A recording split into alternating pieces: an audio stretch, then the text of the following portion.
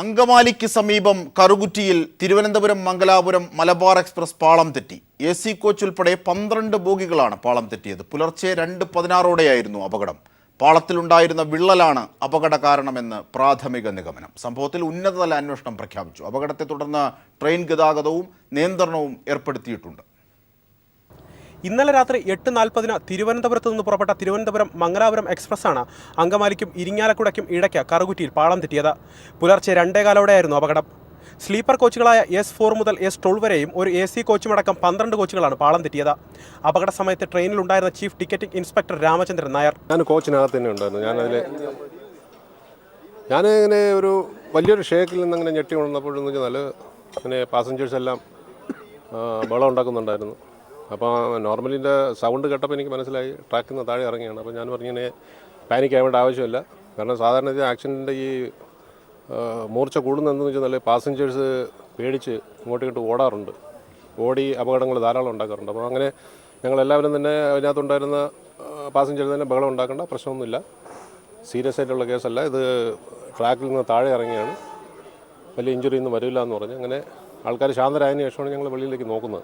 തലനാരിഴയ്ക്കാണ് വൻ ദുരന്തം ഒഴിവായത്. മംഗലാപുരം എക്സ്പ്രസിന് പിന്നാലെ 10 മിനിറ്റ് വ്യത്യാസത്തിൽ ചെന്നൈ എക്സ്പ്രസ് ഇതുവഴി കടന്നു പോകേണ്ടിയിരുന്നു. എന്നാൽ സ്റ്റേഷൻ മാസ്റ്ററുടെ സമയോചിതമായ ഇടപെടൽ വൻ ദുരന്തം ഒഴിവാക്കി. മറുട്രാക്കിലെ ചല്ലിയിൽ ഇടിച്ചു ചരിഞ്ഞതല്ലാതെ കോച്ചുകൾ മറിയാതിരുന്നതും ഭാഗ്യമായി. യാത്രക്കാരെല്ലാം സുരക്ഷിതരാണെന്നും റെയിൽവേ അധികൃതർ വ്യക്തമാക്കി. സംഭവ സ്ഥലത്തേക്ക് ബസ്സുകളെത്തിച്ച് യാത്രക്കാരെ ഇവിടെ നിന്ന് സുരക്ഷിതമായി മാറ്റി. DRM Prakash Bhat, senior DSO Jerin Anand അടക്കം റെയിൽവേ ഉന്നത ഉദ്യോഗസ്ഥർ സ്ഥലത്തെത്തി. പരിശോധനയ്ക്ക് ശേഷം അട്ടിമറി സാധ്യത പൂർണ്ണമായും ഉന്നത സംഘം തള്ളിക്കളഞ്ഞു. ദക്ഷിണ railway deputy GM PK Mishra. Because we have seen the pieces of rail are fractured pieces of rail are available. That cannot be due to sabotage. ഷൊർണൂരിൽ നിന്നും എറണാകുളത്ത് നിന്നും 2 ക്രെയിനുകൾ എത്തിച്ച കോച്ചുകൾ ഉയർത്തുന്ന ജോലി സ്ഥലത്ത് പുരോഗമിക്കുകയാണ്. 200 മീറ്ററോളം പാളം തകർന്നു പോയിട്ടുണ്ട്. ഇത് ഏറ്റവും വേഗം പുനഃസ്ഥാപിക്കാനുള്ള നടപടികളും പുരോഗമിക്കുന്നു. വൈകുന്നേരത്തോടെ എറണാകുളം ഭാഗത്തേക്കുള്ള ട്രെയിൻ ഗതാഗതം ഭാഗികമായെങ്കിലും പുനഃസ്ഥാപിക്കാമെന്ന പ്രതീക്ഷയിലാണ് റെയിൽവേ ഉദ്യോഗസ്ഥർ. ക്രെയിൻ ഉപയോഗിച്ച് ഒരു ബോഗി ഉയർത്താൻ ഏതാണ്ട് 1 മണിക്കൂറിലധികം തന്നെ സമയമെടുക്കുന്നുണ്ട്. ഇത്തരത്തിൽ 12 ബോഗികളും ഉയർത്തിയതിനു ശേഷം പാളത്തിലെ നവീകരണ പ്രവർത്തനങ്ങൾക്ക് ശേഷം മാത്രമായിരിക്കും ഇതുവഴിയുള്ള ഗതാഗതം പൂർണ്ണമായി പുനഃസ്ഥാപിക്കാൻ സാധിക്കുകയുള്ളൂ. ഇത് നാളെ രാവിലെയെങ്കിലും സാധിക്കുമോ എന്നുള്ള കാര്യം സംശയവുമാണ്. കറുകുറ്റിയിൽ നിന്നും അഭിലാഷ് നിലമ്പൂരിനൊപ്പം അലക്സ് റാം മുഹമ്മദ്. വലിയ ആശങ്കയാണ്. ഏറ്റവും കൂടുതൽ സാധാരണക്കാർ ആശ്രയിക്കുന്ന റെയിൽവേയെ സംബന്ധിച്ച് പുറത്തെത്തുന്ന ആശങ്കകളാണ് ഇന്ന് ഈ പശ്ചാത്തലത്തിൽ നാം പരിശോധിക്കുന്നത്. Senior divisional commercial manager and PRO VC Sudheesh, ഒപ്പം ജാഫർ കുട്ടി, സജീവ്, റജി ലൂക്കോസ്, ചാക്കുണ്ണി എന്നിവരാണ് നമ്മുടെ ചർച്ചയിൽ പങ്കെടുക്കുന്നത്. വിശദമായ ചർച്ചയിലേക്ക് പോകുന്നതിന് മുമ്പ് ഒരു ചെറിയ ഇടവേള. തീർച്ചയായും ന്യൂസ് ആൻഡ് വ്യൂസ് ചർച്ച ചെയ്യുകയാണ്. വലിയ ആശങ്കയോടുകൂടിയാണ് കേരളം ഇന്ന് ഉണർന്നത്. പക്ഷേ ഭാഗ്യത്തിൻ്റെ മാത്രം പിൻബലത്തിൽ വലിയൊരു ദുരന്തം ഒഴിവാവുകയായിരുന്നു. അങ്ങനെയാണെങ്കിൽ ഇനിയും ഭാഗ്യത്തിന് വേണ്ടി വിട്ടുകൊടുക്കണോ? പഠിക്കേണ്ടത് ആര്? ചെയ്യേണ്ടത് ആരൊക്കെ? ഇതാണ് ഇന്ന് ന്യൂസ് ആൻഡ് വ്യൂസ് ചർച്ച ചെയ്യുന്നത്. റെയിൽ ഗതാഗതവുമായി ബന്ധപ്പെട്ട സുരക്ഷാ പ്രശ്നങ്ങൾ ജനങ്ങളെ വലിയ ആശങ്കയിലേക്ക് തള്ളിവിടുകയാണ്. ശ്രീ VC സുധീഷ്, താങ്കളിലേക്ക്. ശ്രീ VC സുധീഷ്, സാധാരണക്കാർ ഏറ്റവും കൂടുതൽ ആശ്രയിക്കുന്ന ഒരു സംവിധാനമാണ് റെയിൽവേ. പ്രത്യേകിച്ച് കേരളത്തോടുള്ള അവഗണനയുണ്ട് എന്ന് റെയിൽ ബജറ്റുകളിൽ പറയുന്നതിനപ്പുറത്തേക്കുള്ള വലിയ മാനങ്ങൾ വരികയാണ്. അവരുടെ ജീവന് തന്നെ സുരക്ഷാ ഭീഷണി ഉണ്ടാകുന്നു. ഇന്ന് സംഭവിച്ച ഇത് കേവലം ഒരു ഉദാഹരണം മാത്രം. റെയിൽവേ സുരക്ഷയെക്കുറിച്ച് കേരളത്തിൽ തിരുവനന്തപുരം ഡിവിഷനായാലും പാലക്കാട് ഡിവിഷനായാലും എല്ലാ രീതിയിലുള്ള ഗൗരവതരമായ പരിഗണനയാണ് കൊടുത്തിരിക്കുന്നത്. ഇപ്പോൾ നമുക്ക് ബജറ്റിൻ്റെ കാര്യത്തിൽ പറയുകയാണെങ്കിൽ പുതിയ ട്രെയിനുകൾ നമുക്ക് കൂട്ടാനുള്ള പരിമിതികളുണ്ട്. എന്നാൽ ആ പരിമിതികളൊന്നും തന്നെ സുരക്ഷയുടെ ഭാഗത്തു നിന്നും ഉണ്ടായിട്ടില്ല എന്നത് ഒരു വസ്തുതയാണ്. എല്ലാ രീതിയിലും ഇപ്പോൾ ഇന്ന് നടന്നത് നിർഭാഗ്യകരമായ ഒരു സംഭവമാണ്. അതിൽ നിന്നും നമ്മൾ പാഠം ഉൾക്കൊള്ളേണ്ടതായിട്ടുണ്ട്. നമ്മൾ തീർച്ചയായും ഇത് ഒരു ഉന്നതതല ഉദ്യോഗസ്ഥ സംഘത്തിൻ്റെ ഒരു അന്വേഷണ പരിധിയിലാണ് ഇപ്പോൾ ഉള്ളത്. അപ്പോൾ അതിൽ നിന്ന് തീർച്ചയായും നമ്മൾക്ക് പാഠങ്ങൾ പഠിക്കാനുണ്ട്. പക്ഷേ എന്നിരുന്നാൽ തന്നെയും നമ്മുടെ ഓവറോൾ നമ്മുടെ ആക്സിഡൻറ്റ് അല്ലെങ്കിൽ സേഫ്റ്റി പെർഫോമൻസിൽ തിരുവനന്തപുരം ഡിവിഷൻ വളരെ മുന്നിലാണ്. നമ്മുടെ സദേൺ റെയിൽവേയിൽ തന്നെ നമ്മൾക്ക് ബെസ്റ്റ് സേഫ്റ്റി പെർഫോമൻസിൽ കഴിഞ്ഞ 3 വർഷമായി 2 വർഷവും തിരുവനന്തപുരം ഡിവിഷന് നല്ല പെർഫോമൻസാണ്. നമുക്ക് സേഫ്റ്റി ഷീൽഡ് പോലും കിട്ടിയിട്ടുണ്ട്. എന്നിരുന്നാൽ തന്നെയും ഈ പറയുന്നതിൽ ഇപ്പോൾ നമ്മൾ പ്രഥമ ദൃഷ്ട്യാ ഇതിനെ ഒരു റെയിൽ ഫ്രാക്ചർ കൊണ്ടാണ് ഇതുണ്ടായിരുന്നുള്ളതാണ് നമ്മൾ മനസ്സിലാക്കുന്നത്. എങ്കിൽ തന്നെയും റെയിലിൽ ചെയ്യേണ്ട എല്ലാ അറ്റൻഷനും പ്രഥമ ദൃഷ്ട്യാ എല്ലാം ചെയ്തിട്ടുണ്ട്. അതിനുള്ള സുരക്ഷാപരമായിട്ടുള്ള അൾട്രാസൗണ്ട് ചെക്കിംഗ് ആയാലും ട്രാക്ക് റെക്കോർഡിംഗ്, കാർ കൊണ്ടുള്ള മോണിറ്ററിംഗ് ആയാലും, അതുപോലെ കീമാൻ ഓരോ ദിവസവും രാവിലെ 7 മണി തൊട്ട് വൈകുന്നേരം 5 മണി വരെ ഓൺ ഫുട്ട് നടന്ന് ട്രാക്ക് പരിശോധിക്കുന്ന കാര്യത്തിലായാലും, നേരത്തെ മൺസൂൺ പെട്രോൾ ഉണ്ടാകും മഴക്കാലത്ത്, അതായത് ഓഗസ്റ്റ് 15 വരെ മൺസൂൺ പെട്രോളിംഗ് ഉണ്ടാവും. അപ്പോൾ അതൊക്കെ നമ്മൾ കുറ്റമറ്റ അതാണ് ശ്രീ സുധീഷ്, താങ്കൾ അടക്കമുള്ള നമ്മുടെ പൊതുമേഖല സംവിധാനത്തിൻ്റെ എല്ലാ പ്രവൃത്തിയുടെ എഫിഷ്യൻസും ഉള്ള തൊഴിലാളികൾ തന്നെയാണ് റെയിൽവേയിൽ. ഞങ്ങളൊക്കെയും അത് വിശ്വസിക്കുന്നു. പക്ഷേ അതുമാത്രം പോരല്ലോ, സംവിധാനങ്ങൾ വികസിക്കേണ്ടതില്ലേ? നോക്കൂ, എ ലെവൽ റൂട്ടിലേക്ക് ദ്രുതഗതിയിലേക്കുള്ള ശക്തിയുള്ള ട്രാക്കുകൾ കേരളത്തിനുണ്ടോ? തമിഴ്നാടിനെ അപേക്ഷിച്ചുള്ള കണക്കുകൾ നോക്കുമ്പോൾ ഞെട്ടിപ്പോയി. ഏറ്റവും കൂടുതൽ വരുമാനം കേരളത്തിൽ നിന്നാണ്. യാത്രക്കാരടക്കം ഫീസ് കൃത്യമായി അടയ്ക്കുന്ന ഒരു സംവിധാനത്തിലൂടെയാണ് നാം നീങ്ങുന്നത്. ഒരു തമാശ ഞാൻ വായിച്ചു, ഇതുമായി ബന്ധപ്പെട്ട റിസർച്ചിനിടയിൽ ഒരു തമാശ വായിച്ചു. തമിഴ്നാട്ടിലെ ഒരു യാത്രക്കാരിയുടെ ടിക്കറ്റ് ചോദിച്ചപ്പോൾ അവർ ഒരു മാങ്ങ പൂളി കൊടുത്തു, രണ്ടാമതൊന്ന് TTR നീട്ടിയപ്പോൾ കൈക്ക് തട്ടിയെന്ന്. ഒരു തമാശയാണ്. അങ്ങനെ കേരളത്തെ അപേക്ഷിച്ച് ഉള്ള സംവിധാനങ്ങളൊക്കെയും മറ്റുള്ള സംസ്ഥാനങ്ങളിൽ നൽകുന്നു, പക്ഷേ കേരളത്തിന് നൽകുന്നില്ല. ഈ പരാതിയുണ്ട്, പറയൂ ജനങ്ങളോട്. നമ്മൾക്ക് ഒരു റെയിൽവേ ഡിവിഷനിൽ കൊടുക്കുന്ന ഫെസിലിറ്റീസ് ഇപ്പോൾ നമ്മൾക്കിപ്പോൾ ഉള്ളത്, നമുക്ക് അങ്ങോളം ഇങ്ങോളം ഡബിൾ ലൈൻ ഏറെക്കുറെ ആയിക്കഴിഞ്ഞു. കോട്ടയം സെക്ഷൻ ഒഴികെയുള്ള, അല്ലെങ്കിൽ ആലപ്പി സെക്ഷൻ ഒഴികെയുള്ള ഭാഗത്ത് ഏറെക്കുറെ ആയിക്കഴിഞ്ഞു. അപ്പോൾ ഇൻഫ്രാസ്ട്രക്ചർ ഡെവലപ്മെൻറ്റിൻ്റെ രീതിയിൽ ഇപ്പോൾ നമ്മൾ കേരളത്തെ സംബന്ധിച്ചിടത്തോളം എല്ലാ രീതിയിലുമുള്ള ഒരു പ്രോബ്ലമാണ്. അത് റെയിൽവേയുടെ മാത്രമല്ല, ലാൻഡിൻ്റെ അവൈലബിലിറ്റി, ലാൻഡ് എക്വിസിഷൻ ഒരു വളരെ സീരിയസ് ആയിട്ടുള്ള ഒരു വിഷയമാണ്.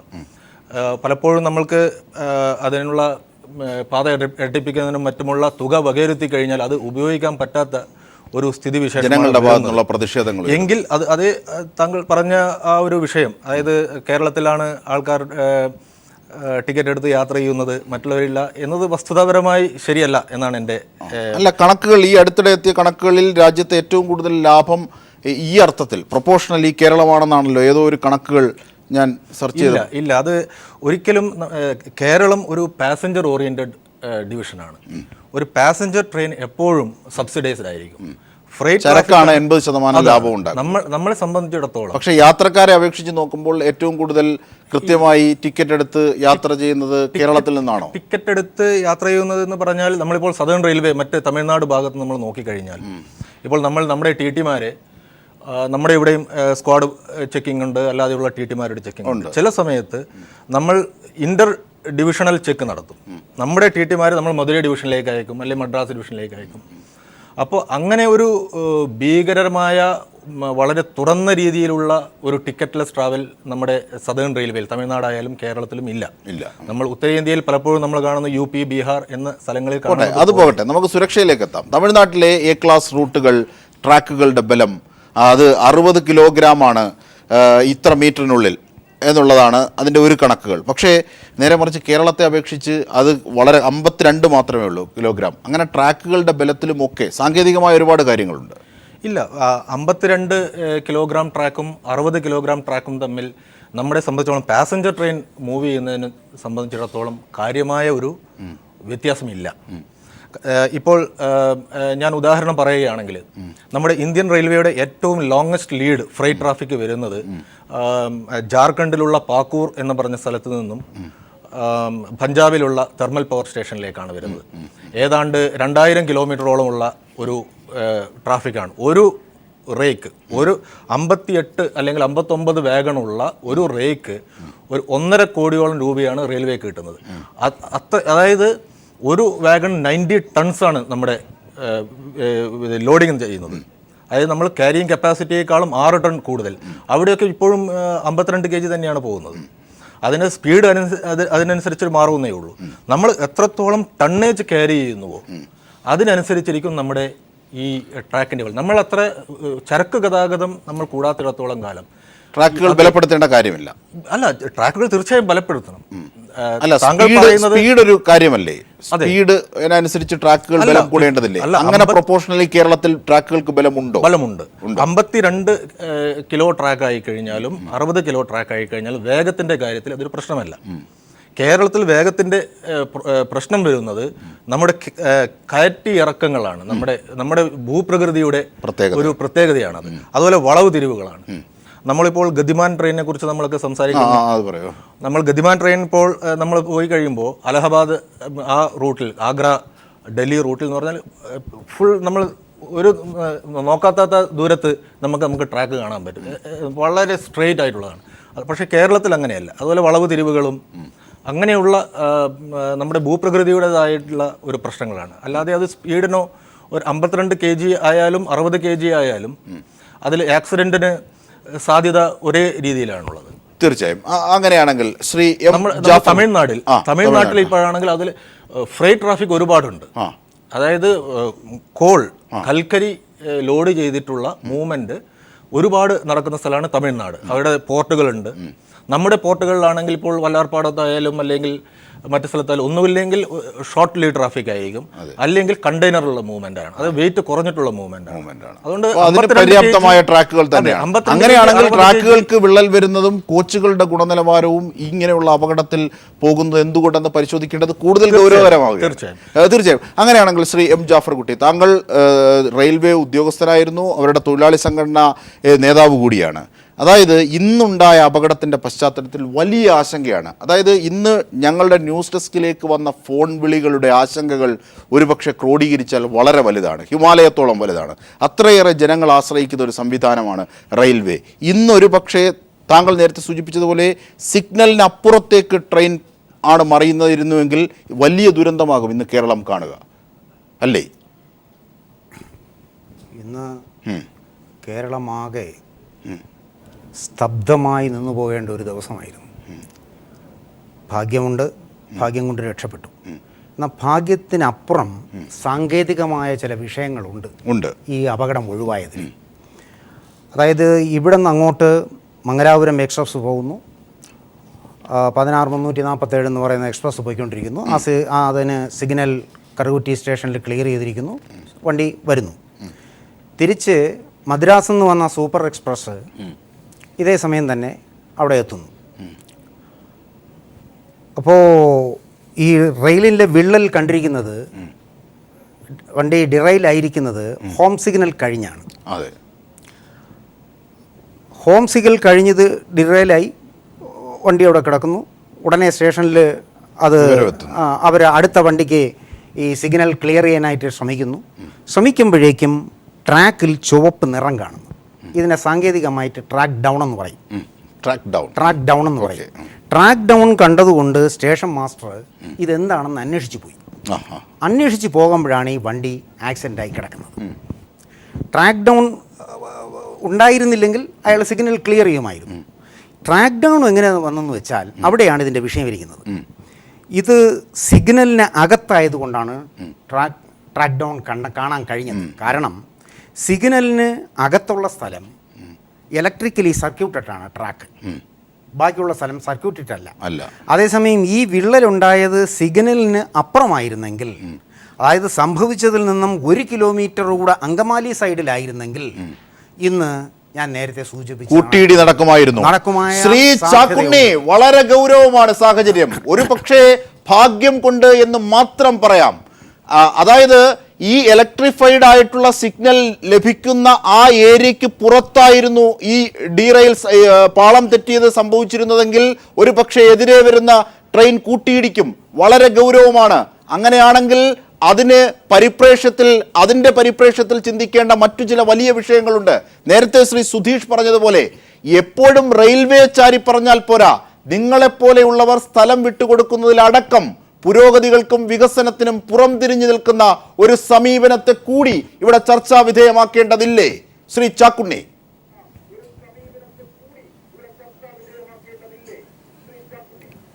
നമ്മൾ വിഷയത്തിൽ നിന്ന് വ്യതിചലിച്ചു എന്ന് ഞാൻ സംശയിക്കുക. നമ്മൾ ഇന്നത്തെ ഇൻസിഡന്റിനെ പറ്റിയാണ് ചർച്ച ചെയ്യേണ്ടത്. ഇതിന്റെ സുരക്ഷയുടെ കാര്യം സംശയിക്കേണ്ടത്, അല്ല റവന്യൂവിന്റെ കാര്യമല്ല. മിസ്റ്റർ സുധീഷ് പറഞ്ഞു, ഞാൻ 100% യോജിക്കുക. അവർക്ക് അവാർഡ് കിട്ടിയിട്ട് എല്ലാം കിട്ടിയിട്ട് അതിലൊന്നും തർക്കമില്ല. നമ്മളിവിടെ ചർച്ച ചെയ്യേണ്ട കാര്യം സുരക്ഷയുടെ കാര്യമാണ്. ശരി, എഞ്ചിനീയറിംഗ് വകുപ്പിന്റെ കാര്യക്ഷമത കുറവാണ് ഇതിന്റെ കാരണം. ഇത് ഞങ്ങൾ വളരെ മുമ്പേ ഞങ്ങൾ പ്രതീക്ഷിച്ച സംഭവം. 2013 മുതൽക്ക് കഴിഞ്ഞ ദിവസം ബഹുമാനപ്പെട്ട റെയിൽവേ മന്ത്രിക്ക് അടക്കം ഈ ഇഷ്യൂയാണ് ഞങ്ങൾ ആദ്യം ചെയ്തത്. കേരളത്തിൽ റെയിൽവേയിൽ പഴയ പാലങ്ങളുടെയും പാതകളുടെയും അറ്റകുറ്റപ്പണികൾ യഥാസമയം നടക്കുന്നില്ല. സമയക്കുറവുകൊണ്ട് ഞാൻ പറയുന്നില്ല. 10 പാലങ്ങൾ മംഗലാപുരത്ത് നിന്ന് ഷൊർണൂരെത്തുമ്പോൾ 10 പാലങ്ങളുണ്ട്. മറ്റൊന്ന്, ഈ സുരക്ഷയുടെ കാര്യം പറയുകയാണെങ്കിൽ ഇവിടെ വേണ്ടത്ര പെട്രോളിംഗ് നടക്കുന്നില്ല. ഇപ്പോൾ വേക്കൻസി ഫില്ല് ചെയ്യുന്നില്ല.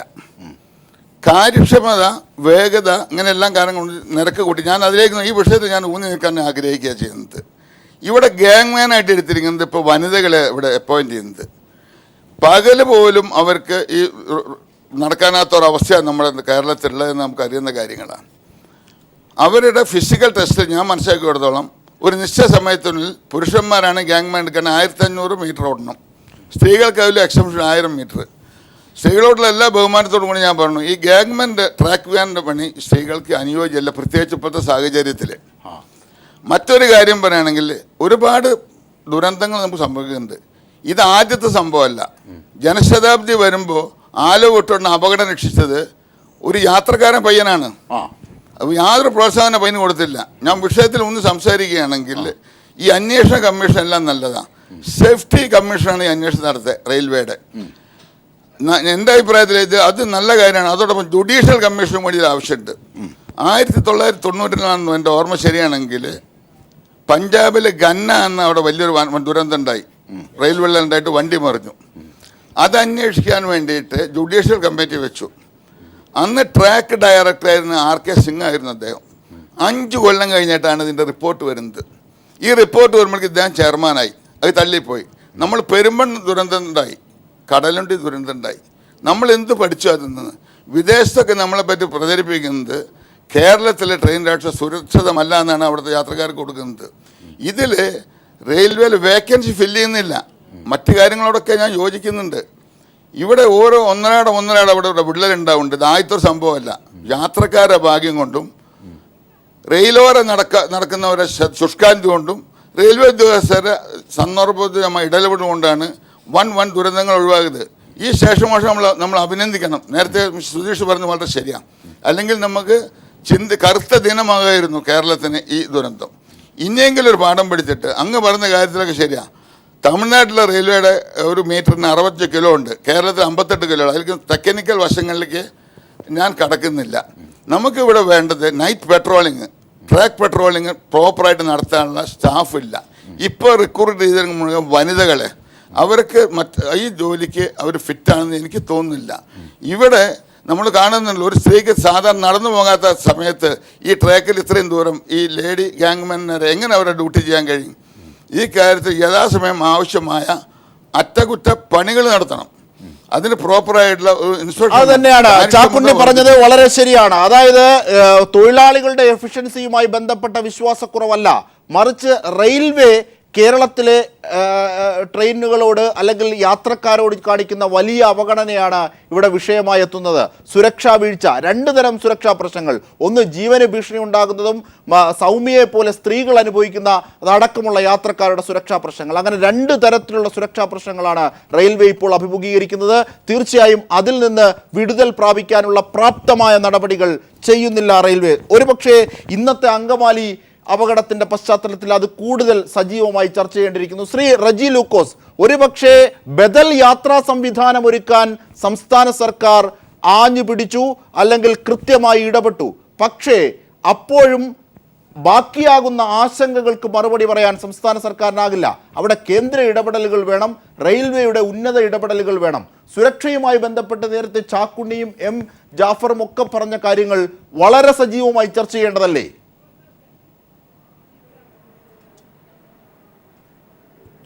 തീർച്ചയായിട്ടും. ഞാൻ ആദ്യം തന്നെ ഒരു കാര്യം സൂചിപ്പിക്കട്ടെ.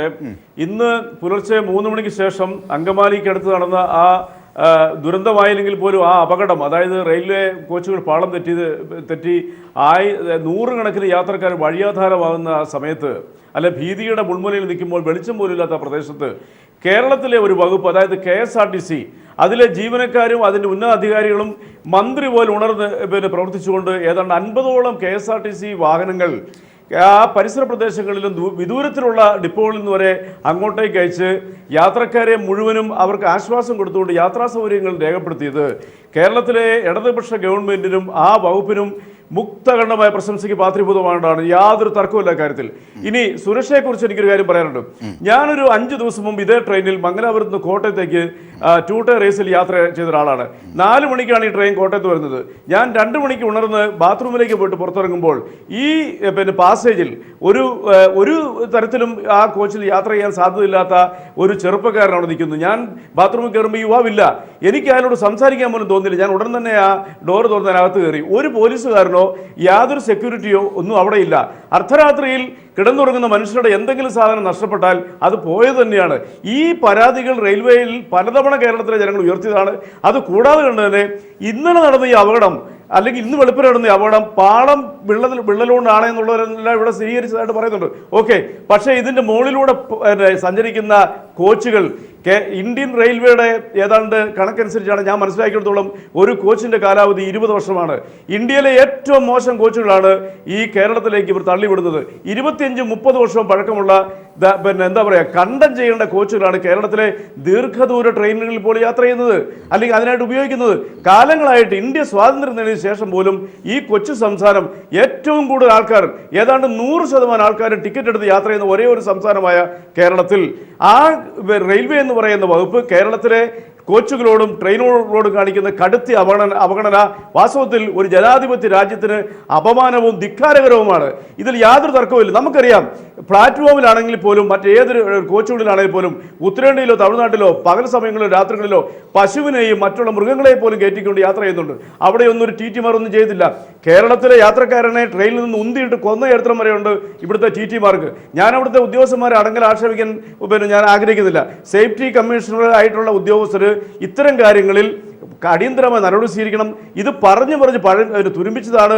ഒരു വനരോധനമായിട്ട് മാത്രമേ ഉള്ളൂ നമ്മുടെ വേദനകളും ആവരാധികളിലും അതാണ് അങ്ങനെ ഒരു വനരോധനമായി ഇടപെട്ട് മാറാൻ ശ്രീ സുധീഷിനെ പോലെ ഉള്ളവരുടെ ഇടപെടൽ ഒരുപക്ഷെ അതിനെ ഇല്ലാതാക്കും എന്ന പ്രതീക്ഷയോടുകൂടി തന്നെ നമുക്ക് ചർച്ചയിലേക്ക് പോകാം. ശ്രീ പരവൂർ സജീവ്, അതായത് ഒരു ട്രോള് കണ്ടതാണ്, ഒരുപക്ഷെ ദൈവവിശ്വാസിയല്ലാത്ത ആരെങ്കിലും ഉണ്ടെങ്കിൽ ഇന്ത്യൻ റെയിൽവേ നോക്കൂ, കാരണം കൂട്ടിമുട്ടാതെ ഇങ്ങനെ ഓടണമെങ്കിൽ ഏതോ ഒരു അദൃശ്യ ശക്തി ഉണ്ടാകും എന്നൊരു അന്ധവിശ്വാസം ചെയ്തു. യഥാർത്ഥത്തിൽ അത് ശരിവെക്കുന്നതാണോ റെയിൽവേയുടെ ആശങ്കകൾ? ഉദ്യോഗസ്ഥരുടെ എഫിഷ്യൻസിയെ എല്ലാവരും അംഗീകരിക്കുന്നു, പക്ഷെ സംവിധാനം അത്ര കറക്റ്റ് അല്ല. റെയിൽവേയുടെ സുരക്ഷയുടെ കാര്യത്തിൽ ഏറ്റവും പ്രാധാന്യം നൽകേണ്ട ഒരു മേഖല ആൾക്കാരുടെ സുരക്ഷിതത്വമാണ്. നമ്മൾ ബോഗികൾ പഴയതാണ്, അതൊക്കെ നമ്മളിങ്ങനെ എപ്പോഴും ചർച്ച ചെയ്തുകൊണ്ടിരിക്കുകയാണ്. പക്ഷേ ഇന്ന് ഈ ട്രാക്കിലുണ്ടായ വിള്ളൽ നമുക്ക് നേരത്തെ സാറ് തന്നെ ഇവിടെ സൂചിപ്പിച്ചു, 5 മണി വരെ മാത്രമേ ഈ ട്രാക്കിൻ്റെ മേൽനോട്ടമുള്ളൂ. അത് കഴിഞ്ഞ് എന്ത് സംഭവിക്കുന്നു? കാരണം ഇപ്പോൾ നമുക്കറിയാം, ഈ ട്രാക്കിൽ കൂടി അതേ ദിവസം രാത്രി തന്നെ പല പ്രാവശ്യം പല ട്രെയിനുകൾ കടന്നു പോയതാണ്. കടന്നു പോകുമ്പോൾ ഇത് ആധുനികവൽക്കരിക്കണം. ഈ നമ്മുടെ ട്രാക്ക് മെയിൻ്റനൻസ് അടക്കം ട്രാക്ക് സുരക്ഷിതത്വം എല്ലാ സമയത്തും ഓരോ ട്രെയിൻ കടന്നു പോകുമ്പോഴും പരിശോധിക്കത്തക്ക തരത്തിൽ റെയിൽവേയുടെ ഈ ട്രാക്ക് പരിശോധന ആധുനികവൽക്കരിക്കണം. ഇപ്പം നമ്മുടെ ആളുകൾ പോയി നോക്കുന്നു, അവരെല്ലാം നന്നായി നോക്കുന്നു, അവരെ എല്ലാം പരിശോധിക്കുന്നുണ്ട്. അല്ലെങ്കിൽ ഇതിൽ കൂടുതൽ അപകടം ഉണ്ടാവണമല്ലോ. പക്ഷേ ഈ ട്രാക്ക് ഇങ്ങനെ നോക്കിയാൽ മതിയോ? തീർച്ചയായും ചർച്ച ചെയ്യപ്പെടേണ്ടത് തന്നെയാണ്. ഇന്ത്യയിൽ മുഴുവൻ പടർന്നു കിടക്കുന്ന ഇന്ത്യയുടെ ഞരമ്പുകളാണ് റെയിൽവേ ട്രാക്കുകൾ. കേരളത്തിലെത്തുമ്പോൾ ആ ഞരമ്പുകൾ പിടയ്ക്കുന്നുണ്ടോ? അങ്ങനെയാണെങ്കിൽ പരിശോധിക്കണ്ടേ? നമുക്ക് പോകാം അടുത്ത ഘട്ടത്തിലേക്ക്, ഇടവേളയ്ക്ക്. ചർച്ച തുടരുമ്പോൾ ശ്രീ സുധീഷ്, അതായത് ജനങ്ങൾ പക്ഷേ വലിയ ആശങ്കയിലാണെങ്കിൽ മറുപടിയായി റെയിൽവേ സുരക്ഷ ശക്തമാക്കണം. ഒരുപക്ഷെ താങ്കൾ നിരത്തിയ പല കാരണങ്ങളും ശരിയായിരിക്കാം, പക്ഷേ തൃപ്തമല്ല ജനങ്ങൾ. കാരണം നിരവധി ട്രാക്കുകൾ വിള്ളൽ കാണുന്ന വാർത്തകൾ ഒരാഴ്ചകളിലും വരുന്നുണ്ട്. ശ്രീ ചാക്കുണ്ണിയൊക്കെ സൂചിപ്പിച്ചതുപോലെ നിരന്തരമാണ് അത്തരത്തിൽ ട്രാക്ക്. ഒരു പയ്യൻ രക്ഷപ്പെടുത്തിയത്, ഒരു സ്ത്രീ തൻ്റെ ഉടുപ്പ് ഊരി കത്തിച്ച് കാണിച്ചത്, അങ്ങനെ ഒരുപാട് അപകടങ്ങൾ ഭാഗ്യത്തിന് ഒഴിവായി പോയതാണ്. അങ്ങനെയാണെങ്കിൽ എന്തുതരം സുരക്ഷയ്ക്കാകും നിങ്ങൾ ഉദ്യോഗസ്ഥർ ഉന്നതതലത്തിൽ സമ്മർദ്ദം ചെലുത്തുക? എന്തുതരം നിർദ്ദേശങ്ങളാണ് മുമ്പോട്ട് വെക്കാനുള്ളത്? ആ നിർദ്ദേശങ്ങൾ സാങ്കേതിക വിദഗ്ധരുടെ അഭിപ്രായങ്ങൾ സ്വരൂപിക്കുന്നതാകുമോ? അങ്ങനെ റെയിൽവേ ഒന്ന് തുറക്കട്ടെ, ആധുനികവൽക്കരിക്കട്ടെ. നിങ്ങൾ പറഞ്ഞത് വളരെ ശരിയാണ്. കാരണം നമ്മുടെ റെയിൽവേ സേഫ്റ്റിക്ക് ഏറ്റവും പ്രധാനപ്പെട്ടത് ട്രാക്കാണ്. ട്രാക്കിലാണല്ലോ ഫസ്റ്റ് സേഫ്റ്റി വരുന്നത്. അപ്പോൾ ഈ പറയുന്ന ഇൻവെസ്റ്റിഗേഷൻ ഇപ്പോൾ നടന്നുകൊണ്ടിരിക്കുകയാണ്. അതിൽ നിന്നും ഉരുത്തിരിയുന്ന നിർദ്ദേശങ്ങളും അതിൽ നിന്ന് ഉൾക്കൊള്ളുന്ന പാഠങ്ങളും അത് നമ്മൾ തീർച്ചയായും അത് ഇംപ്ലിമെൻ്റ് ചെയ്യേണ്ടതാണ്. എങ്കിൽ തന്നെയും റെയിൽവേയിൽ ആധുനികവൽക്കരണം നടന്നില്ല എന്ന് നമുക്ക് പറയാൻ പറ്റില്ല. ഇപ്പോഴുള്ള നമ്മൾ ഒരു 10 വർഷം മുമ്പുള്ള സ്ഥിതിയും ഇപ്പോഴുള്ള സ്ഥിതിയും നമ്മൾ നോക്കുന്ന സമയത്ത് ഒരുപാട് ട്രാക്കിലും അതിൻ്റെ അനുബന്ധമായിട്ടുള്ള സ്ട്രക്ചേഴ്സ്, കോച്ചിൻ്റെ സ്ട്രക്ചേഴ്സ്, ഇതിലൊക്കെ ഒരുപാട് ഇമ്പ്രൂവ്മെൻറ്റ് വന്നിട്ടുണ്ട്. ഇപ്പോൾ ഇന്ന് തന്നെ നമ്മൾ നോക്കിക്കഴിഞ്ഞാൽ പാളം തെറ്റിയെങ്കിലും കാര്യമായ ഒരു ഡാമേജ് വന്നിട്ടില്ല. അപ്പോൾ അതിൻ്റേതായിട്ടുള്ള ഇപ്പോൾ കോൺക്രീറ്റ് സ്ലീപ്പർ വന്നു. നമ്മൾ അതിൻ്റെ കൂടെ ട്രാക്കും അതിൻ്റെ കൂടെയുള്ള പാൻട്രോൾ ക്ലിപ്പ്, ആ ഒരു സിസ്റ്റം വന്നു. എങ്കിൽ തന്നെയും നമ്മൾ ഈ പറഞ്ഞ രീതിയിൽ ഒന്നും കൂടെ നിങ്ങൾ സ്ട്രീം ലൈൻ ചെയ്ത് മോഡേണൈസ് ചെയ്യണം എന്നുള്ളതിൽ തർക്കം. അത് ശരിയാണ്. അപ്പോൾ 80 കിലോമീറ്റർ സ്പീഡിൽ ഓടിയിട്ട് പോലും ഇങ്ങനെ എത്തിയിട്ട് അപകടം സംഭവിച്ചില്ല എന്നുള്ളത് ശരിയാണ്. പക്ഷേ നേരത്തെ ജാഫർ കുട്ടി സൂചിപ്പിച്ചതുപോലെ ഈ സിഗ്നലിന് അപ്പുറത്തേക്കാണ് എതിരെ വരുന്ന ട്രെയിന്, ഇത് തടയാനായില്ലായിരുന്നുവെങ്കിൽ വലിയ ദുരന്തമാകുമായിരുന്നു ഉണ്ടാകുന്നത്. അത് നിഷേധിക്കുന്നില്ല അല്ലേ? അതെ. ശ്രീ സജീവ്, നമുക്ക് ഇതിനകത്ത് നമുക്കറിയാം, ഓരോ ആക്സിഡൻറ്റും ഇങ്ങനെയുള്ള സംഭവങ്ങൾ ഉണ്ടാകുമ്പോൾ നമ്മളൊരു കമ്മീഷനെ വയ്ക്കുക, അന്വേഷണം നടത്തുക, ഈ ചർച്ചകൾ അവിടെ കൊണ്ട് അവസാനിക്കുകയാണ്. അങ്ങനെ പാടില്ല. ഇവിടെ ഈ സിഗ്നലിംഗ് സംവിധാനം ആധുനികവൽക്കരിക്കണം. ആധുനികവൽക്കരിക്കാൻ വെച്ചാൽ നമ്മുടെ ജപ്പാൻ വലിയ രാജ്യങ്ങളിലൊക്കെ തന്നെ ട്രെയിനുകൾ ചെറിയ മൈന്യൂട്ട് ഇഷ്യൂസ് ഉണ്ടായാൽ പോലും സിഗ്നൽ വഴി അറിയാനുള്ള മെത്തേഡ്സ്, കിലോമീറ്ററുകളോളം ട്രെയിൻ മുന്നിലേക്ക് വരുമ്പോൾ മുന്നിൽ തന്നെ ഇത്ര കിലോമീറ്റർ ദൂരത്തിൽ എന്തെങ്കിലും പ്രശ്നങ്ങൾ, ആക്സിഡൻറ്റിന് സാധ്യതയുണ്ടെങ്കിൽ അത് തിരിച്ചറിയാനും അവയ്ക്ക് പരിഹാരം ഉണ്ടാക്കുന്ന തരത്തിലുള്ള ആധുനികവൽക്കരണം. റെയിൽവേയിൽ ആധുനികവൽക്കരണം വന്നില്ല എന്നൊന്നും എനിക്ക്, പക്ഷേ ഇപ്പോഴും നമ്മൾ കൊടി ഇത് ചെയ്യുകയും സിഗ്നലിംഗ് പോയി ശരിയാക്കുകയും ചെയ്യുന്ന കാര്യങ്ങളാണ് നടന്നുകൊണ്ടിരിക്കുന്നത്. അതിനൊരു മാറ്റം വരണം. പുതിയ തരത്തിൽ നാടൻ ഭാഷയിൽ പറഞ്ഞാൽ ശ്രീ ചാക്കുണ്ണി, അത്തരത്തിൽ ഒരു സംവിധാനം, ഒരു കെട്ടുവലിയൻ സംവിധാനമാണോ റെയിൽവേയിൽ ഇപ്പോഴുള്ളത്? ആധുനികവൽക്കരിക്കാനുള്ള ശ്രമം ഒരുപക്ഷെ ഇവിടെ നമ്മുടെ ചർച്ചകളിൽ അല്ലെങ്കിൽ ശ്രീ സുധീഷിനെ പോലെയുള്ള ഉദ്യോഗസ്ഥർ മാത്രം വിചാരിച്ചാൽ നടക്കില്ല.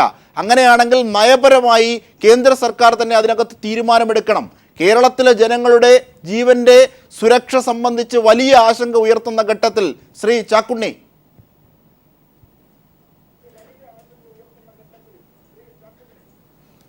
ഞാൻ കുറച്ച് സമയം എനിക്ക് തരണം. കാരണം കഴിഞ്ഞ ബഡ്ജറ്റിൽ 14% യാത്രാ നിരക്ക് കൂട്ടും പറഞ്ഞ് സുരക്ഷ, വേഗത ഇതെല്ലാം വർദ്ധിപ്പിക്കുന്ന ഉറപ്പ് വന്നത്. അങ്ങനെ കാര്യമായിട്ടുള്ള യാതൊരു കാര്യങ്ങളില്ല. നമ്മുടെ ദുരന്ത നിവാരണത്തിൻ്റെ കാര്യം നോക്കുക, ഡിസാസ്റ്റർ മാനേജ്മെൻറ്റിൻ്റെ കാര്യത്തിലേക്ക് വരിക, ശ്രദ്ധിക്കുക. കഴിഞ്ഞ ദിവസം ദുബായിൽ എമിറേറ്റ്സിന് വിമാനം 90 മിനിറ്റ് കൊണ്ടാണ് രക്ഷിച്ചത്.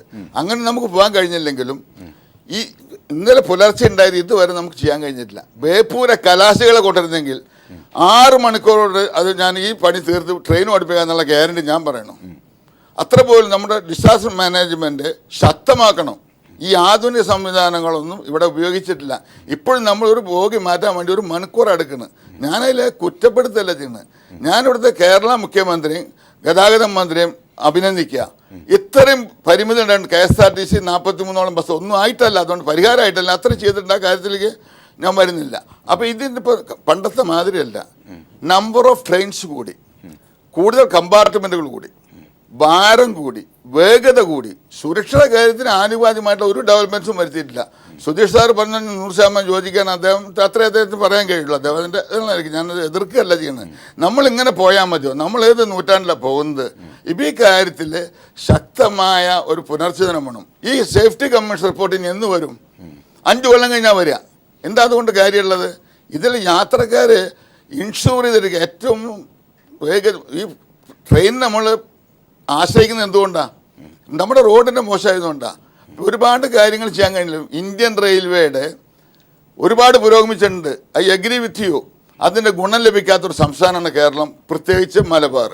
ഇതിനൊരു അറുതി വരുത്താൻ വേണ്ടിയിട്ട് ശക്തമായ നീക്കം ഈ ഭാഗത്ത് നിന്ന് സർക്കാരിൻ്റെ ഭാഗത്ത് ഞാൻ പ്രതീക്ഷിക്കുന്നു. അതാണ് കാതലായ വിഷയം. ശ്രീ റജി ലൂക്കോസ്, അതാണ് കാതലായ വിഷയം. അതായത് കേരളത്തിനെ അവഗണിക്കുന്നു നിരന്തരമായി. ഒരുപക്ഷെ ലാഭത്തിൻ്റെ ആംഗിളിൽ അതൊരു പക്ഷേ നമുക്ക് ചർച്ച ചെയ്യാം. പക്ഷേ ഇവിടെ ജീവന്റെയും ജീവിതങ്ങളുടെയും പ്രശ്നമാണ്. നാമൊക്കെ നമ്മുടെ സഹോദരങ്ങളൊക്കെ യാത്ര ചെയ്യുന്നു. ഒരുപക്ഷെ ഇന്ന് അത്തരത്തിലൊരു അപകടം ഉണ്ടാകാത്തത് ഭാഗ്യത്തിൻ്റെ വശത്താണെന്ന് എത്ര പറഞ്ഞാലും നമുക്ക് മതിയാവുകയുമില്ല. അങ്ങനെ ഒരു സാഹചര്യം നിൽക്കുന്നു. അങ്ങനെയാണെങ്കിൽ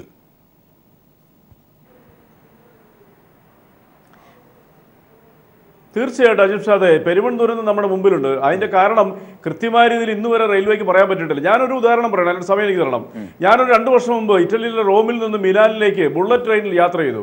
360 കിലോമീറ്റർ സ്പീഡിലാണ്, 360 മൈൽ സ്പീഡിലാണ് ഈ ബുള്ളറ്റ് ട്രെയിൻ അവിടെ യാത്ര ചെയ്തത്. നേരത്തെ ബഹുമാനപ്പെട്ട ദിനേശ് ഒരു കാര്യം പറഞ്ഞു. കേരളത്തിന്റെ ഭൂപ്രകൃതി അനുസരിച്ച് കയറ്റവും ഇറക്കമുള്ളതുകൊണ്ട് നമ്മുടെ ഇതിന്റെ സഞ്ചാരപാതയിൽ പിന്നെ ദൂരത്തിന് അല്ലെങ്കിൽ പിന്നെ വേഗത്തിന് കയറ്റിറക്കം ഉണ്ടാവുമെന്ന് പറയുന്നത് അടിസ്ഥാനരഹിതമായ ഒരു ഭാഷ്യമാണത്. ഈ പറയുന്ന രാജ്യത്തും പല മലകളുടെയും ടണലുകളിലൂടെയൊക്കെയാണ് ഈ വണ്ടി യാത്ര ചെയ്യുന്നത്. നമ്മുടെ കൊങ്കൺ റെയിൽവേയിലൂടെ ഞാൻ യാത്ര ചെയ്തിട്ടുണ്ട്. അവിടെ ഇതുപോലെ തന്നെയൊക്കെയാണ് ട്രെയിൻ യാത്ര ചെയ്യുന്നത്. അപ്പോൾ ആധുനികവൽക്കരണത്തിന് ഇന്ത്യൻ റെയിൽവേ മുഖം തിരിക്കുന്നു. കേരളത്തിൽ കഴിഞ്ഞ 3 വർഷം മുമ്പ് കാസർഗോഡ് മുതൽ പിന്നെ തിരുവനന്തപുരം വരെ ഒരു ബുള്ളറ്റ് ട്രെയിനിന്റെ പ്രപ്പോസൽ വന്നു. ഇവിടുത്തെ പല ജനപ്രതിനിധികളും, അന്ന് UDF-ലെ പല ജനപ്രതിനിധികളും, എനിക്കറിയാം എൻ്റെ നിയോജകമണ്ഡലത്തിലെ MLA സഹിതം ആ ബുള്ളറ്റ് ട്രെയിൻ എതിരുന്നു. അദ്ദേഹമൊക്കെ നിരവധി വിദേശയാത്ര നടത്തുന്ന ഈ ട്രെയിൻ യാത്ര ചെയ്യുന്നതാണ്. അപ്പം മലയാളിക്ക് ഇത് അനുഭവിക്കാനുള്ള യോഗമില്ല എന്നുള്ളതാണ്. എന്തുകൊണ്ടാണ് അവർ കാരണം പറഞ്ഞത്? വാഴ നശിച്ചു പോകും, ചില വീടുകളുടെ മതിൽ പോകുന്നൊക്കെയാണ് ഉട്ടോപ്യൻ ന്യായം പറഞ്ഞത്. ഇത്തരം അപരിഷ്കൃതമായ ചിന്താഗതികളുമായിട്ടാണ് നമ്മുടെ ചില ജനപ്രതിനിധികൾ മുമ്പോട്ട് പോകുന്നത്. ഈ ബുള്ളറ്റ് ട്രെയിൻ എന്ന് പറഞ്ഞിട്ടുണ്ടെങ്കിൽ വെറും തൂണുകളിൽ മാത്രം നിൽക്കുന്ന ട്രെയിനാണ്. അവിടെ വാഴ കൃഷി ചെയ്യാം, നെല്ല് കൃഷി ചെയ്യാം, ഒരു കുഴപ്പമില്ല. അപ്പം നൂറ്റാണ്ടുകൾക്ക് പുറകിലുള്ള മാനസികാവസ്ഥയുമായിട്ട് ആധുനിക രീതിയിലുള്ള ഒരു അത് പറയുമ്പോൾ വിമർശനാത്മകമായ ഒരു ചോദ്യം മുമ്പോട്ട് വെക്കുകയാണ്. ഇറ്റലി പോലെയോ ജർമ്മനി പോലെയോ ആണോ നമ്മുടെ സാമ്പത്തിക അവസ്ഥ? പ്രായോഗികമായ ഒരുപാട് ബുദ്ധിമുട്ടില്ലേ? താങ്കളടക്കമുള്ളവർ ജനങ്ങൾക്ക് വേണ്ടി എഴുതി പിടിപ്പിക്കും വികസനവുമായി ബന്ധപ്പെട്ട് മുമ്പോട്ട് പോകുമ്പോൾ, സ്ഥലം പോകുന്നതുമായി ബന്ധപ്പെട്ട്. അതൊക്കെ ഒരുപക്ഷെ ജനുവിനുമായിരിക്കും. അത്തരത്തിലുള്ള തടസ്സങ്ങളെയൊക്കെ അതിജീവിച്ച് ഈ സംവിധാനത്തിന് മുമ്പോട്ട് പോകാൻ പരിമിതികളുണ്ട്. ആ വശം കൂടി താങ്കൾ പറയണ്ടേ ശ്രീ റജി ലൂക്കോസ്? തീർച്ചയായിട്ടും അജിത് ഷാദ് പറഞ്ഞതിനോട് ഞാൻ ഏതാണ്ട് യോജിക്കുന്നുണ്ട്. പക്ഷേ അവിടെ നമുക്ക് വേറൊരു മറുവശമുണ്ട്. നമ്മളിങ്ങനെ സ്ഥലം ഏറ്റെടുക്കുന്നതിനകത്തെ പരിമിതികളും നമ്മൾ സാമ്പത്തിക സ്രോതസ് ഇല്ല എന്നുള്ള വിലാപങ്ങളുമായിട്ട് മുമ്പോട്ട് പോയാൽ നമ്മളുടെ യാത്രാപഥങ്ങൾ എന്ന് സുഗമമാവും.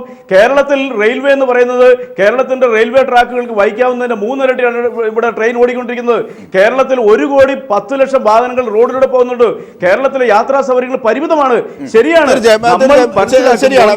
വ്യക്തമാണ് ശ്രീ റജി ലൂക്കോസ്. ശ്രീ M ജാഫർ കുട്ടി, അതായത് ഓട്ടോമാറ്റിക് സിഗ്നലിംഗ് സംവിധാനം നേരത്തെ മാഗ്ലാവ് പോലെ ചക്രങ്ങളില്ലാതെ മാഗ്നറ്റിൽ ഓടുന്ന ട്രെയിനുകളെ സംബന്ധിച്ച് ചൈനയിലും ജർമ്മനിയിലും ജപ്പാനിലുമൊക്കെയുള്ള സംവിധാനത്തെക്കുറിച്ച് ശ്രീ റജി ലൂക്കോസ് പറഞ്ഞു. ഇതൊക്കെ പോകട്ടെ, ട്രാക്ക് തെറ്റിയ ബോഗികൾ മാറ്റാൻ പോലും കടന്ന് പെടാപ്പാടുപെടുകയാണ്. മണിക്കൂർ ഒന്നെടുത്ത് ഒരു ബോഗി മാറ്റാൻ. അതുപോലും ആ ഡിസാസ്റ്റർ മാനേജ്മെന്റുമായി ബന്ധപ്പെട്ട് അതെ എങ്ങനെ പുനഃസ്ഥാപിക്കുന്നതാണ് ഈ ഒരു സംവിധാനത്തിന്റെ എഫിഷ്യൻസി കുറവ് കൂടി അവിടെ ചർച്ച ചെയ്യപ്പെടേണ്ടതാണ്. ഇവിടെ നമ്മൾ അടിസ്ഥാനപരമായിട്ട് ഇവിടെ ചർച്ചയിൽ പലരും പറഞ്ഞതിൽ നിന്ന് ഉരുത്തിരിഞ്ഞു വന്നതാണ്, ഒരവഗണന നേടുന്നുണ്ട്. അതായത് തമിഴ്നാട് കേന്ദ്രീകരിച്ച് പറയുന്നതിൽ വിഷമമുണ്ടെങ്കിലും കേന്ദ്രീകരിച്ച് ഒരു ലോബി റെയിൽവേ ബ്യൂറോക്രാറ്റ്സിൻ്റെയും പൊളിറ്റീഷ്യൻസിൻ്റെയും ഇടയിൽ നമുക്കെതിരായി വർക്ക് ചെയ്യുന്നു. നീണ്ട 10-35 കൊല്ലത്തെ അനുഭവം കൊണ്ട് പറയുന്നതാണ്. അത് ഞാൻ ഉദാഹരണമായിട്ട് ചൂണ്ടിക്കാണിക്കുന്നത് ഈ 13-ാം തീയതി, ഓഗസ്റ്റ് 13-ാം തീയതി ഹിന്ദുവിൽ ഒരു റൈറ്റപ്പ് വന്നിരുന്നു. അതിൽ ഓട്ടോമാറ്റിക് സിഗ്നലിംഗ് കേരളത്തിൽ സാധ്യമല്ല എന്നാണ് പറഞ്ഞിരിക്കുന്നത്. കാരണം പറയുന്നത് അർദ്ധസത്യങ്ങളും മിസ്ലീഡിങ്ങുമാണ്. അതെന്താണ്? റെയിൽവേയിൽ നിന്നായിരിക്കും അനിൽ രാധാകൃഷ്ണൻ ഇത് കിട്ടിയിട്ടുള്ളത്. അതിൽ പ്രധാനമായിട്ട് പറഞ്ഞിരുന്നത് മൂന്നാമതൊരു അപ്പ് ആൻഡ് ഡൗൺ ലൈൻ ഉണ്ടാക്കിയാൽ മാത്രമേ റാപ്പിഡ് റെയിൽ ട്രാൻസ്പോർട്ട് കേരളത്തിൽ നടപ്പാക്കാൻ പറ്റൂ. അത് ശരിയാണോ? ഒരിക്കലുമല്ല. അതായത് ഒരു പുതിയ ട്രാക്ക് ഉണ്ടാക്കണം എന്ന് പറയുമ്പോൾ കേരളത്തിലെ ഭരണാധികാരിയും ജനങ്ങളും ഭയന്ന് ഈ ആവശ്യത്തിൽ നിന്ന് പിന്മാറും. ആ കുബുദ്ധിയാണ് അതിൻ്റെ പിന്നിലുള്ളത്. അതായത് പിന്നെ പറയുന്നു LC gate 3 level crossing gate 3 close ചെയ്യേണ്ടി വരും. അതും ആളുകളെ വരട്ടാനാണ്. പിന്നെ അടുത്ത് പറയുന്നു 1/100 ഗ്രേഡിയൻ്റ് ആണുള്ളത്. അത് 100 അടി പോകുമ്പോൾ ഒരു 100 മീറ്ററിന് 1 അടി ഉയരം, അതാണ് 1/100. ആ ഗ്രേഡിയൻ്റ് ഉള്ളത് കൊണ്ട് ഓട്ടോമാറ്റിക് സിഗ്നലിംഗ് പറ്റത്തില്ല എന്നാണ് പറഞ്ഞത്. അതിലും അർത്ഥമില്ല. ഈ തിരുവനന്തപുരം മുതൽ ചെങ്ങന്നൂർ വരെയുള്ള 125.65 കിലോമീറ്ററാണ് റാപ്പിഡ് റെയിൽ ട്രാൻസ്ഫോം RRT ഏർപ്പെടുത്താൻ ആലോചിച്ചത്. ഇതിനിടയിൽ ആകെ ഒരു സെക്ഷനിലാണ് 1/100 ഗ്രേഡിയൻ്റ് ഉള്ളത്, കടയ്ക്കാവൂർ വർക്കല. ഈ കടയ്ക്കാവൂർ വർക്കല 1/100 3 കിലോമീറ്റർ ദൂരമുള്ളത് 3 കിലോമീറ്റർ മാത്രമേ ദൈർഘ്യമുള്ള 1/100 ഉള്ളൂ. ഈ 1/100നെ തള്ള 1/200 ആക്കി കുറയ്ക്കാം. അതായത് കുറച്ച് വളച്ചെടുത്താൽ മതി. അത് അനുവദനീയമായ വളവ് കൊണ്ടുപോവുകയാണെങ്കിൽ ഇത് കുറയ്ക്കാൻ പറ്റും. ഇനി മറ്റ് 2-3 സ്ഥലങ്ങളിൽ അവിടെ ചെറിയ 1/100 ഉണ്ട്. അതെല്ലാം 100 മീറ്റർ നീളം മാത്രമാണ്. ഒരു കാരണവശാലും റെയിൽവേയുടെ പുള്ളിംഗ് കപ്പാസിറ്റിയോ സ്പീഡിനെയോ അതൊന്നും ബാധിക്കത്തില്ല. ഇതെല്ലാം മറികടക്കാൻ റെയിൽവേക്ക് ഇന്ന് സാങ്കേതിക വിദ്യ ഉള്ളപ്പോൾ തന്നെയാണ് തെറ്റിദ്ധരിപ്പിക്കുന്ന മിസ്ലീഡിംഗ് പ്രചാരണത്തിന് തീർച്ചയായും റെയിൽവേ ഡിവിഷണൽ ബൈഫർക്കേഷന്റെ ഘട്ടത്തിലൊക്കെയും ഇത് ചർച്ച ചെയ്താണ്. അത്തരത്തിലൊരു തമിഴ്നാട് ലോബി എന്ത് ലോബി കളിച്ചാലും ജനങ്ങളുടെ ജീവിതം വെച്ച് പന്താടാൻ അനുവദിക്കപ്പെടാനാകില്ല. അങ്ങനെയാണെങ്കിൽ പ്രതിഷേധങ്ങൾ ജനകീയമായി ഉയരേണ്ടതുണ്ട്, സർക്കാരുകൾ അത് കാണേണ്ടതുണ്ട്. ചർച്ച അതിന്റെ അവസാന ഘട്ടത്തിലേക്ക് പോകുന്നതിന് മുമ്പ് ഒരു ചെറിയ ഇടവേള. തീർച്ചയായും കഞ്ചിക്കോട് കോച്ച് ഫാക്ടറി അടക്കം ഒന്നും വേണ്ട, പക്ഷേ ജീവന്റെ സുരക്ഷിതത്വം അത് ഞങ്ങൾക്ക് അനിവാര്യമാണെന്നൊരു ജനത പറയുന്നത് ഏറ്റവും അനിവാര്യമായ ഘട്ടം തന്നെയാണ് ഇവിടെ. ശ്രീ സുധീഷ്, ഒരുപക്ഷെ ലോബിയിങ്ങിനെ കുറിച്ചോ ഒക്കെ താങ്കൾ പറയാൻ പരിമിതികളുണ്ടാകും, അക്സെപ്റ്റ് ചെയ്യുന്നു. പക്ഷേ അപകടമാണ് റെയിൽവേ കെട്ടിവലിക്കുന്നത്. അങ്ങനെയാണെങ്കിൽ ഇവരുടെയൊക്കെ നിർദ്ദേശം സ്വീകരിക്കാൻ നിങ്ങൾ ബാധ്യതയുണ്ട്. അത് ഉന്നത തലങ്ങളിലേക്ക് എത്തിക്കാനും നിങ്ങൾക്കാവുകയും ചെയ്യും. തീർച്ചയായും നമ്മളും റെയിൽവേ ഉദ്യോഗസ്ഥന്മാരും റെയിൽവേ ജീവനക്കാരും ഒക്കെ ട്രെയിനിൽ തന്നെ യാത്ര ചെയ്യുന്നവരാണ്. നമ്മളും ജനങ്ങളുടെ ഭാഗം തന്നെയാണ്. അതിൽ രണ്ടഭിപ്രായമില്ല. സേഫ്റ്റിയെക്കുറിച്ച് യാതൊരു കോംപ്രമൈസും ചെയ്യാൻ റെയിൽവേ എന്ന ഓർഗനൈസേഷനും റെഡിയല്ല. റെയിൽവേയുടെ ഉദ്യോഗസ്ഥരായാലും ജീവനക്കാരും അതിന് തയ്യാറല്ല. അങ്ങനെയാണെങ്കിൽ ഒരു പക്ഷേ നമുക്ക് തർക്കങ്ങളുടെ ചർച്ചകളിലേക്ക് പോകുന്നതിനപ്പുറം ശ്രീ ചാക്കുണ്ണി, നമുക്ക് എന്തെങ്കിലും ശാസ്ത്രീയമായ നിർദ്ദേശം അടിയന്തരവും പ്രായോഗികവുമായി ചെയ്യാനാവുന്നതുണ്ടോ? അങ്ങനെയാണെങ്കിൽ അത് വളരെ വേഗത്തിൽ ചുരുക്കി.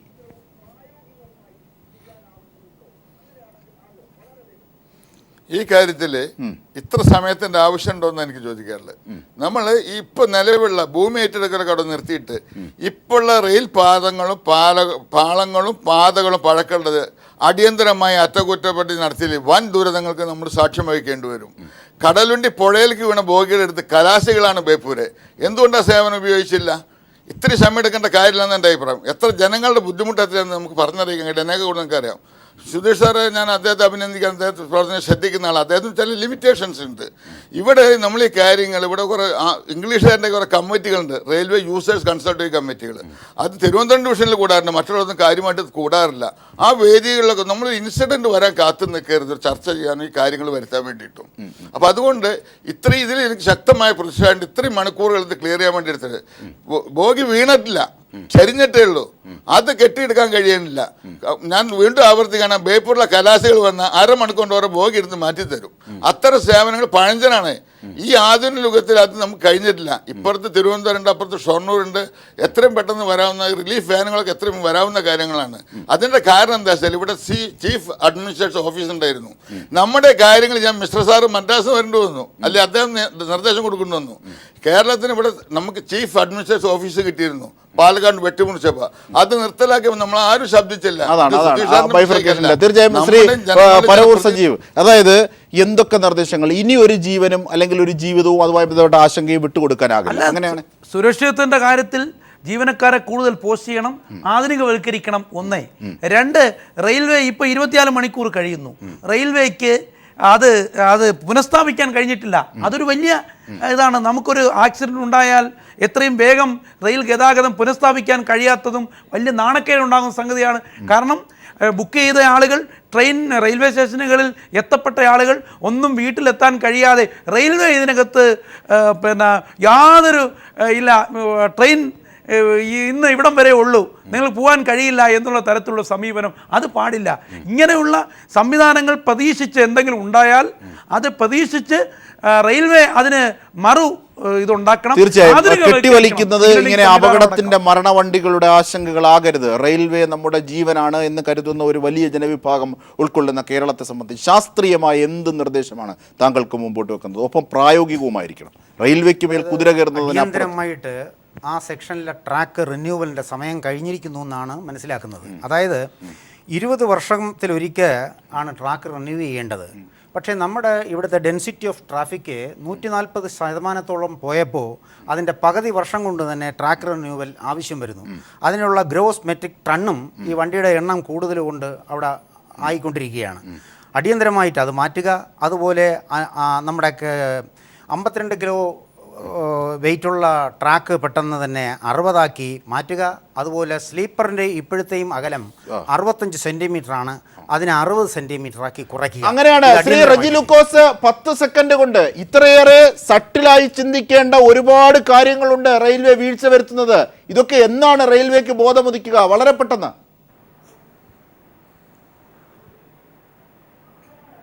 റെയിൽവേ ആധുനികരിക്കണം, അതിനുള്ള സമയക്കുറവുകൊണ്ട് ഞാൻ അതിലേക്ക് കിടക്കുന്നില്ല, അതെല്ലാവരും പറഞ്ഞു. പക്ഷേ ഇവിടെ എനിക്ക് അവസാനമായി പറയാനുള്ളത്, കേരളത്തിൻ്റെ ഇച്ഛാശക്തിയുള്ള ഒരു ഗവൺമെൻറ് പുലർകെ 3 മണിക്ക് നടന്നൊരു സംഭവത്തിൽ അവിടുത്തെ യാത്രക്കാരെ മുഴുവനും അവിടെ ഇവാക്യുവേറ്റ് ചെയ്യാൻ കാണിച്ച KSRTCയുടെ അതിൻ്റെ മന്ത്രിയുടെയും മുഖ്യമന്ത്രിയെയും ഈ കാര്യത്തിൽ 100% ഞാൻ അഭിനന്ദിക്കാൻ ആഗ്രഹിക്കുകയാണ്. തീർച്ചയായും ശ്രീ സുധീഷ്, ഈ വിമർശനങ്ങളോട് റെയിൽവേ ക്രിയാത്മകമായി തന്നെ പ്രതികരിക്കേണ്ടതുണ്ട്. ഒരുപക്ഷെ KSRTC കുറിച്ചും കേരള സർക്കാരിനെ കുറിച്ചും പറയുന്നത് ആ ക്രിയാത്മകമായ ഇടപെടലാണ്. അതിലാണ് ജനം പ്രതീക്ഷിക്കുന്നത്. അവരുടെ ജീവൻ ഇനി മുമ്പോട്ട് പോകാനാകില്ല. നിർദ്ദേശങ്ങൾ ശാസ്ത്രീയമായൊക്കെ സ്വരൂപിക്കാൻ റെയിൽവേക്ക് സംവിധാനങ്ങളില്ലേ? അത് ചെയ്തുകൂടെ? അത് ചെയ്യുന്നുണ്ട് തീർച്ചയായും. ഈ ഒരു ആക്സിഡൻറ്റിനെ വളരെ ഗൗരവമായിട്ട് തന്നെയാണ് കാണുന്നത്. നേരത്തെ സൂചിപ്പിക്കുകയുണ്ടായി, നമ്മൾ വേണ്ട രീതിയിൽ ഈ റെസ്റ്റോറേഷൻ വർക്ക് ഇങ്ങനെ നീണ്ടുപോകുന്നതിനെ കുറിച്ച്. റെസ്റ്റോറേഷൻ വർക്കിനുള്ള എല്ലാ ആധുനികമായിട്ടുള്ള എക്യുപ്മെൻസും നമ്മൾ കോഴിക്കോട്ടുള്ള ഖലാസിമാരെ കൊണ്ടുവന്നു കഴിഞ്ഞാലും 140 ടണ്ണ് കപ്പാസിറ്റി ഉള്ള 2 ക്രെയിനുകളും 2 ആക്സിഡൻറ്റ് റിലീഫ് ട്രെയിനുകളുമാണ് നമ്മൾ മൂവ് ചെയ്തിരിക്കുന്നത്. അതിന് മാക്സിമം ബാക്കപ്പാണ് അതിന് കൊടുത്തിരിക്കുന്നത്. അതിനേക്കാളും വലിയ ശക്തി ഒരു മനുഷ്യനുമില്ല. DRM ഉൾപ്പെടെയുള്ള അഡീഷണൽ ജനറൽ മാനേജർ ഉൾപ്പെടെയുള്ള ഉദ്യോഗസ്ഥ വൃന്ദമാണ് അതിന് നേരിട്ട് മേൽനോട്ടം വഹിക്കുക. നീങ്ങുന്നില്ല, അതാണ് അല്ല, അതിൻ്റെ പരിമിതികളുണ്ട്. അതായത് 12 കോച്ച് 13 കോച്ച് ഇൻവോൾവ് ആവുന്ന സമയത്ത് അതിന് ഒരുപാട് പരിമിതികളുണ്ട്, പരിമിതികൾ അതിജീവിക്കാൻ നമ്മുടെ ശാസ്ത്രത്തിനാകണം. പക്ഷേ ശ്രദ്ധയും ആത്മാർത്ഥതയും പുലർത്തിയാൽ മാത്രം മതി. ഇങ്ങനെ മരണവണ്ടികളാകാനുള്ള ആശങ്കകൾ റെയിൽവേക്ക് പോകുന്നത് ഒരിക്കലും ജനകീയമായ വലിയ പ്രതിരോധം തീർക്കുന്നതാണ്. അത്തരത്തിലാണെങ്കിൽ സർക്കാരുകൾ അതിൽ ഇടപെടണം. തീർച്ചയായും സംസ്ഥാന സർക്കാർ ഇന്ന് ചെയ്ത സംഭവത്തിന് ശ്ലാഘനീയത കൂടുന്നത് അത്തരം ഇടപെടലുകളുടെ സുതാര്യത കൊണ്ട് കൂടിയാണ്. തീർച്ചയായും ചർച്ചയിൽ പങ്കെടുത്തവർക്കൊക്കെ നന്ദി.